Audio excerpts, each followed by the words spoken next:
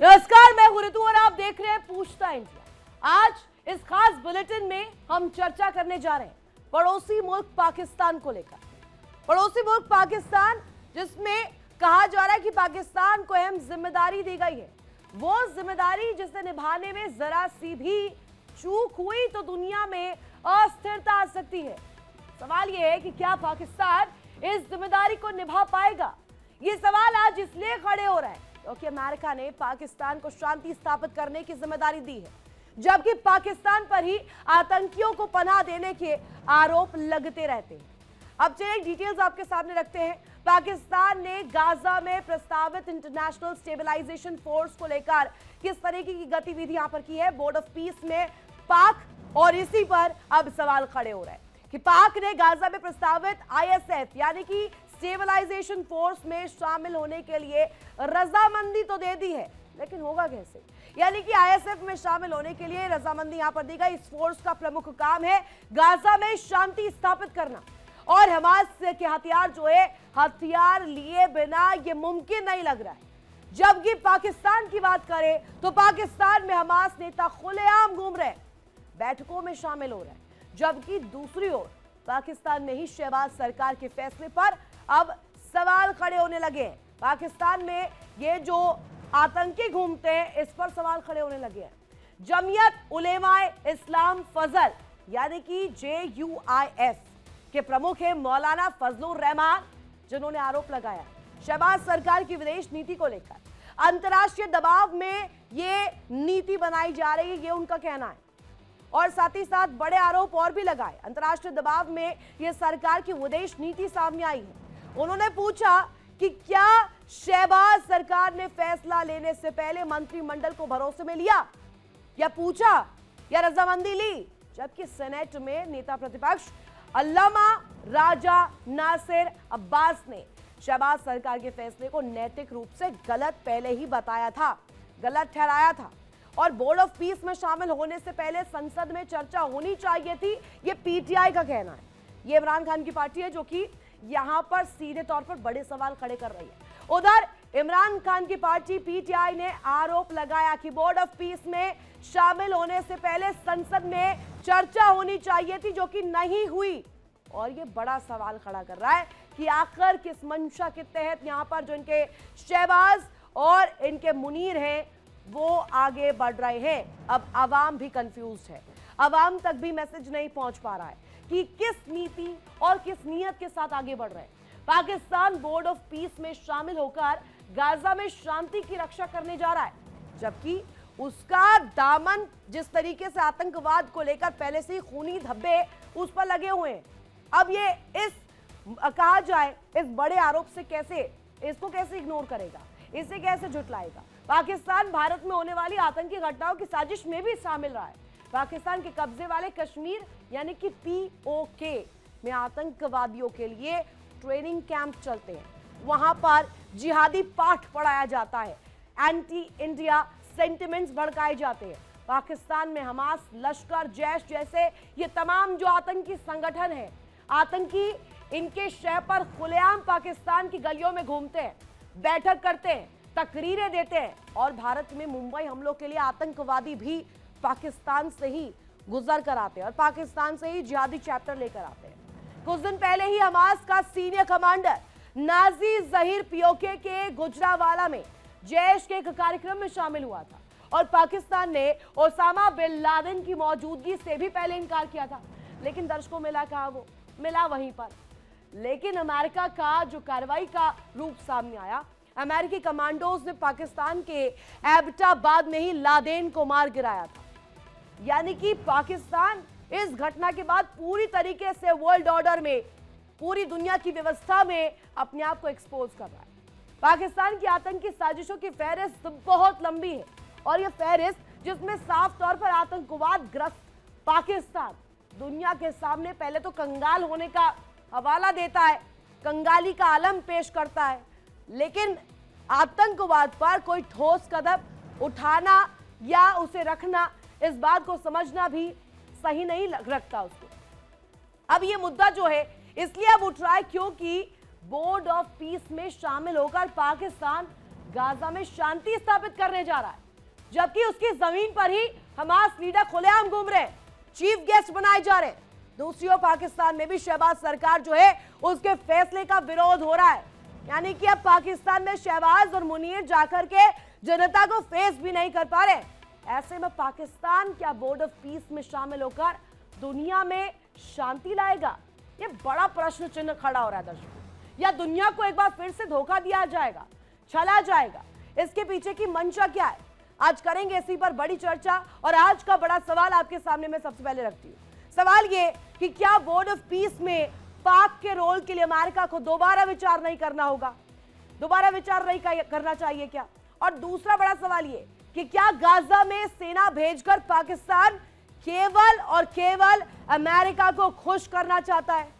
तीसरा और आखिरी बड़ा सवाल ये कि क्या शहबाज सरकार का फैसला पाक में गृह युद्ध की स्थिति ला सकता है?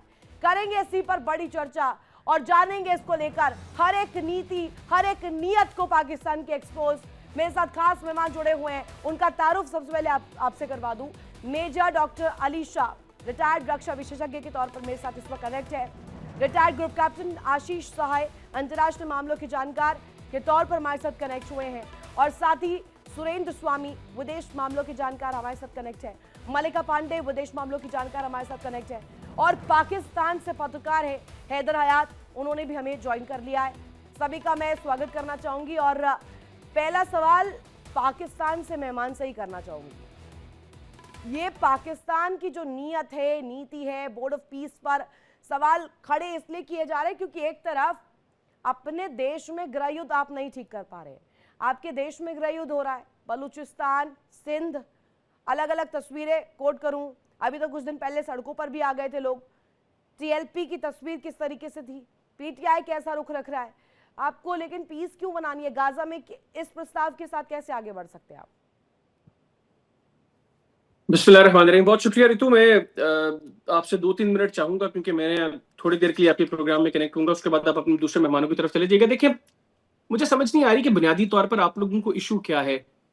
इंटरनली इसमें कोई शक नहीं है कि पाकिस्तान में मुख्तलिफ चैलेंजेस हैं। पाकिस्तान में भारत की फैलाई हुई दहशतगर्दी एक बहुत बड़ा चैलेंज है, जिससे हमारी सिक्योरिटी फोर्सेस जो हैं वो डेली बेसिस की बुनियादों पर उनके खिलाफ कार्रवाइयों में मुलव्वस हैं। फिर ठीक है, बड़ा मुल्क है, यहाँ पर प्रॉब्लम्स होती हैं। पॉलिटिकल पार्टीज जो अपोजिशन में हैं वो गवर्नमेंट के खिलाफ मुख्तलिफ मामलात के ऊपर आए रोज जो है वो कोई ना कोई बात करती है, लेकिन इसका हरगिज मतलब ये नहीं कि पाकिस्तान जो है वो दीगर मामलात के अंदर अब खुद को इन्वॉल्व ना करे। मैं कि पाकिस्तान और भारत जंग के बाद पाकिस्तान का जो ग्लोबली स्टेचर है उसमें बड़ा इजाफा हुआ है। इस दुनिया में इस खित्ते में आपने एक बात कर सकते हैं, आप बोलिएगा, मैं समय दूंगी, पूरा समय दूंगी हैदर हयात, पूरा समय दूंगी। अभी डिस्कशन शुरू हुई है, आपको मैं एक पॉइंट पर काउंटर करना चाहती हूँ। आपने कहा भारत की समस्या क्या है? भारत की समस्या ये है कि आपके हमास के लोग जो वहां पर आते हैं, चीफ गेस्ट बनकर आते हैं, जैश के साथ हाथ मिलाते हैं, लश्कर के साथ हाथ मिलाते हैं और साजिशें रचते हैं भारत के खिलाफ। ये समस्या है भारत। अच्छा, देखिए, मैंने कल भी आपके प्रोग्राम में एक बात की थी, मैं आज फिर आपके प्रोग्राम में इस चीज को दोहरा देता हूँ कि हमास को लेकर पाकिस्तान के अंदर जो अप्रोच है वो ये है कि पाकिस्तान में हर कोई हमास को के लिए सॉफ्ट कॉर्नर रखता है, इंक्लूडिंग मी। पहली बात। दूसरा, मुझे नहीं पता कि आप किन लोगों को कोट कर रहे हैं, क्योंकि अभी आप इंट्रो में कह रही थी कि हमास के कोई लीडर जो है वो कश्मीर के गुजरांवाला के अंदर, कश्मीर का हिस्सा नहीं है गुजरांवाला जो है वो पंजाब का हिस्सा है। तो ये आप अपनी जरा रिसर्च टीम को कहें कि आपको बेहतर और ऑथेंटिक इन्फॉर्मेशन दिया करें। गुजरांवाला जो है वो आजाद कश्मीर का हिस्सा नहीं है, आजाद कश्मीर का हिस्सा नहीं है। दूसरा, आप लोगों ने बुलाया था, उसे सम्मानित किया था, उसे वहां पर बाकायदे फेलिसिटेट किया था, ये आप लोगों ने किया था। नाजी जहीर पूरा नाम है उसका। अब मैं आपके सवाल का जवाब दे दूं, अगर आप मुझे काउंटर करती रहेंगी, मेरा ख्याल है कि प्रोग्राम का मकसद जो है वो किल हो जाएगा। देखिए, दूसरा देखिए, आप जो आज गजा को, अच्छा रितु, आप जो बार बार बात कर रही है ना गजा को लेकर, और आप एक ऐसा इंप्रेशन देने की कोशिश कर रही है कि जिस तरह आप लोग पता नहीं गजा हमास को जो है वो आपको दहशतगर्द तंजीम मानते हैं। आपकी इत्तला के लिए अर्ज है, आपकी हुकूमत ने, इंडियन गवर्नमेंट ने एज ऑफ नाउ हमास को टेरर आउटफिट डिक्लेयर नहीं किया। आपके मुल्क में आपकी हुकूमत नहीं समझती कि हमास जो है वो कोई दहशतगर्द तंजीम है, तो आप लोग क्यों हर वक्त इस चीज पर तुले हुए हैं? आप लोग क्यों हर वक्त इस पर तुले हुए हैं? उसका भी मैं मकसद बता देता हूँ। गुजरावाला में क्या कर रहा मैं आपको उसका मकसद भी बता देता हूँ। नाजी जाहिर क्या कर रहा था वहां पर, क्या कर रहा था? हमास का ये आतंकी है, वहां पर क्या कर रहा था? मैंने तो आपको, मेरा ख्याल है आप शायद सुनना नहीं चाह रही हैं। आप शायद सुनना नहीं चाह रही हैं। मैंने आपको पहले बताया कि पाकिस्तान में हमास को लेकर अप्रोच ये है कि पाकिस्तान में हम हमास के लिए सॉफ्ट कॉर्नर रखते हैं। फिर मैंने आपको अगली चीज ये बताई कि आपकी हुकूमत ने भी हमास को टेरर ऑर्गेनाइजेशन डिक्लेयर नहीं किया। अगली चीज मैं आपको बताता हूं कि आज आप लोगों को बुनियादी तौर पर तकलीफ क्या हो रही है। आप लोगों को तकलीफ ये हो रही है कि इस बोर्ड ऑफ पीस के अंदर अगर ये हमास के मामले में कोई बेहतर पेशरफ्त होती है तो कहीं अगला निशाना जो है वो कश्मीर ना हो कि मकबूजा कश्मीर में भारत इजराइल की तर्ज के ऊपर ही काम कर रहा है, उसी तरीके से मजालिम ढा रहा है। तो खौफ बुनियादी तौर पर आप लोगों को ये है कि इस बोर्ड ऑफ पीस में हमास के बाद, गजा के बाद अगली बारी जो है वो मकबूजा कश्मीर की ना हो। तो ये मैं आप लोगों को बता दूं कि अगर ये वाला सिलसिला अल्लाह करे कि हमास के लोगों की कोई बेहतरी हो इसके अंदर और इसमें कोई बेहतर रिजल्ट जो है ये बोर्ड ऑफ पीस उनके लिए निकालने में कामयाब हो, तो अगली बारी डेफिनेटली कश्मीर की होगी। और इंशाल्लाह पाकिस्तान जो है वो हमास के लोगों की बेहतरी के लिए, फलस्तीन के लोगों की बेहतरी के लिए, फलस्तीन के लोगों की आजादी के लिए और मकबूजा कश्मीर के लोगों की आजादी के लिए अपना मुकदमा इंशाल्लाह आलमी सतह पर लड़ता रहेगा और इसको मंतकी अंजाम तक पहुंचाने तक इंशाल्लाह पाकिस्तान ये जिद्दोजहद कश्मीर पर तो नजर रखिएगा मत। मैं पहले आपको वार्न कर दूं। दूसरी चीज मुझे बताइए, आईएसएफ में, एक मिनट पहले मेरे सवाल सुनिए। इधर आया, आईएसएफ में आप शामिल हो रहे हैं, स्टेबलाइजेशन फोर्स है। रुकिए तो सर, सुन तो लीजिए, बताइएगा ना। आपको नॉन स्टॉप बोलने दिया ना मैंने अभी। आईएसएफ में आप शामिल हो रहे हैं, हमास के हथियार रखवा देंगे पीस के लिए? देखिए, एज ऑफ नाउ पाकिस्तान ने इंटरनेशनल स्टेबलाइजेशन फोर्स में शामिल होने के हवाले से कोई फैसला नहीं किया अभी तक। हम लोग सिर्फ गजा से मुताल्लिक जो बोर्ड ऑफ पीस है, जो गजा से मुताल्लिक बोर्ड ऑफ पीस है, अभी पाकिस्तान सिर्फ उसमें शामिल हुआ है। जहां तक बात है इंटरनेशनल स्टेबलाइजेशन फोर्स में शामिल होने की, उसका क्लॉज पढ़ा है आपने? पाकिस्तान उसका क्लॉज पढ़ा है आपने? उस डील का क्लॉज पढ़ा है? क्या है उसमें? क्या क्लॉज है उसका? तार्किक पॉइंट क्या है उसमें कि आपको इजराइल को मानना भी पड़ेगा, इजराइल है, और उसके बाद उसकी रक्षा के लिए हमेशा आगे खड़ा भी होना पड़ेगा। मानेंगे? आपको मैं इसी इजराइल को मानेंगे? तो मुझे ये पॉइंट, आप यही पॉइंट मुझे, ये जो पॉइंट आप कह रही है ना, ये आपको पता नहीं किसने ये पॉइंट भेज दिया, जिसने गुजरांवाला को आजाद कश्मीर में डाल दिया था, उसी ने मेरा ख्याल है आपको ये पॉइंट दे दिया। और ये आपके किसी इंडियन चैनल का दिक्कत ये है कि आपको नहीं भेज पा रहा कोई पॉइंट। अरे आपको पॉइंट नहीं भेज पा रहा, आपको पॉइंट सिर्फ आतंकी दे रहे हैं। वेट, आपको पॉइंट सिर्फ आतंकी दे रहे हैं। आपने ना नाजी जहीर पर जवाब दिया, ना आपने हमास के हथियारों पर जवाब दिया, ना आपने ये कहा कि आप इजराइल को मानेंगे। चाहते क्या हैं? चाहते क्या हैं आप? पीस बोर्ड में आना चाह रहे हैं, आपके पास खाने के लिए 2 वक्त की रोटी आपके जनता के लिए नहीं है, आप वो नहीं अरेंज करवा पा रहे। आपके मुनीर साहब है ना, शहबाज शरीफ, मारे मारे क्यों फिर रहे इधर उधर? जवाब क्यों नहीं दे पा रहे जनता को इस पर? आप देखिए ना, आपको हमारे 2 वक्त की रोटी की टेंशन ही होनी चाहिए। आप लोगों को टेंशन होनी चाहिए कि पाकिस्तान दिफाई इतिहास जुड़ता है ना, टेंशन तो होगी, अगली दफा आपको इंसानियत के नाते ही हो जाती है। जहां तक बात इतिहास जुड़ता है ना भाई पाकिस्तान जहां तक बात है ऋतु बोर्ड ऑफ पीस और इजराइल की, देखिए पाकिस्तान ने बोर्ड ऑफ पीस में शमूलियत इख्तियार इजराइल के लिए नहीं की, फलस्तीन के लिए की है, फलस्तीन के लोगों के लिए की है। पाकिस्तान बोर्ड ऑफ पीस में शामिल हुआ है। टेक्निकल टर्म्स नहीं पढ़ते हैं क्या? टेक्निकल टर्म्स नहीं पढ़ते हैं क्या? टेक्निकल टर्म्स नहीं पढ़ते हैं क्या? आपको हमास के हथियार भी रखवाने होंगे, फिर रखवाएंगे हमास के हथियार? इजराइल ने रिजेक्ट कर दी है। आपको पता है कि इजराइल ने बोर्ड ऑफ पीस को रिजेक्ट किया है। ठीक है, रुकिए, अली शाह सर कनेक्ट है हमारे साथ। अली शाह सर, इनको मैंने 4 सवाल दिए। नाजी जहीर पर पूछा, स्टेबलाइजेशन फोर्स में जब ये शामिल हुए हैं इजराइल को देंगे उस तरीके की मान्यता, उस पर पूछा। नो क्वेश्चन पे कोई आंसर नहीं है उस पर। उसके साथ साथ मैंने पूछा बोर्ड ऑफ पीस में पाकिस्तान का क्या काम है, खुद तो पीस नहीं बना पा रहे अपने देश में। दूसरी चीज, अब आइए इस पर कि हमास के हथियार भी नहीं रखवा पा रहे हैं, वो कह रहे हैं कि अलग, इसमें भी अलग डिप्लोमेसी है, इनकी कूटनीति पता नहीं क्या है। चाहते क्या है ये पाकिस्तानी? ऋतु जी, गलती नहीं आई, ये दरअसल ना ही नादान मासूम है, ये लोग बहुत ज्यादा शातिर हैं, बहुत ज्यादा, जितना हम सोच भी सकते हैं उससे कई ज्यादा आगे की सोच के ये शातिर, ये चालाक, मगर इनकी चालाकी इन्हीं पे ही भारी पड़ जाती है। ये है मसला। अब पाकिस्तानी पैनलिस्ट, कल शाम की बात है, पाकिस्तानी पैनलिस्ट एक अलग चैनल पे था, मैं, पाकिस्तानी पैनलिस्ट कहते हैं कि हमारे हमास से अच्छे रिश्ते हैं, अच्छे ताल्लुकात हैं। तो भैया पहली बात तो वो खुद एक्सपोज कर रहे हैं कि उनके आतंकियों से अच्छे रिश्ते हैं। अब कहते हैं भाई हम आतंकी भैया सत्तर को उन्होंने किया था के अंदर, वो आतंकी घटना नहीं थी क्या? मासूमों की जान ली थी, वो आतंकी घटना नहीं थी। वो इनको आतंकी कौन है? जो आतंकी घटना करता है वो आतंकी है, plain and simple, very simple. जो मासूमों पे वार करता है वो आतंकी है। फ्रीडम फाइटर कौन है? फ्रीडम फाइटर वो है जो अपने हक के लिए लड़ता है। आतंकी अपने हक के लिए लड़ते हैं, आतंकी आतंकी होते हैं। और ये एक टेरर आती फैक्ट्री आपने पाल रखी है ना पाकिस्तान के अंदर। अगर आप ये उम्मीद कर रहे हैं कि आप इस फैक्ट्री को लेकर जाएंगे, आप पीस लाएंगे, वहां पर नहीं ला पाएंगे। आप पीस कतई ला पाएंगे, क्योंकि जेनेटिकली ठीक है अली शाह सर, एक मिनट में वापस आ रही हूँ। एक सवाल हैदर हयात, ये कहा जाता है कि एक तरफ पाकिस्तान में हमास के ये जो आतंकी है, नाजी जहीर का नाम लूँ या किसी और आतंकी का नाम लूँ, चीफ गेस्ट बनाते हैं आप लोग, आराम से घूम रहे हैं, खुला घूम रहे हैं, खुला तकरीरें दे रहे हैं। दूसरी तरफ पाकिस्तान में ही शहबाज सरकार के फैसले पर सवाल हो रहे हैं।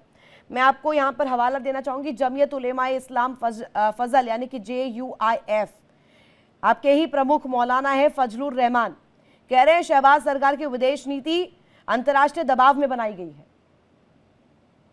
देखिए बात दुरुस्त है, मैंने आपको पहले बताया कि पाकिस्तान के अंदर हमास को लेकर सॉफ्ट सेंटिमेंट है। और मौलाना फजलुर रहमान साहब जो है, अगर आपको याद हो, जिस वक्त इजराइल बाकायदा तौर पर जंग छेड़े हुए था और हमास के लोग और इजराइल बाकायदा फलस्तीन में मैदान जंग में एक दूसरे के आमने सामने थे, तो इस्माइल हनिया साहब से मुलाकात करने मौलाना फजलुर रहमान साहब जो है वो कतर जाते रहे हैं।